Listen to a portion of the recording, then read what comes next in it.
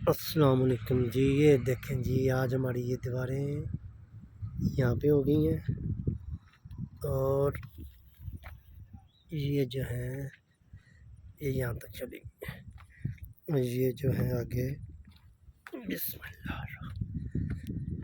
और ये हमारा मेन दरवाज़े से हमने गुजरना करना, तो ये आगे निश बनी हुई है डेकोरेशन के लिए। और ये तो कल आपने देखी थी, इस साइड की बनी हुई थी, आज इधर की बनाई है उन्होंने। ये वाली दीवार बेडरूम वाली पूरी होगी है। आगे अब गोश और लगी, उधर तो नहीं जाने होगा। ये बड़ी बड़ी ये वाली दीवार ये तो पूरी हो गई है। इधर बाहर वाली ये दीवार पूरी बन गई है। ये तो मेरा वाशरूम है इसके अंदर। बस अब इसके ऊपर बीम आएगा, उसके बाद फिर काम और आसान होता जाएगा। जितना ऊपर जा रहा है जल्दी जल्दी फिर होता जाएगा। ओके।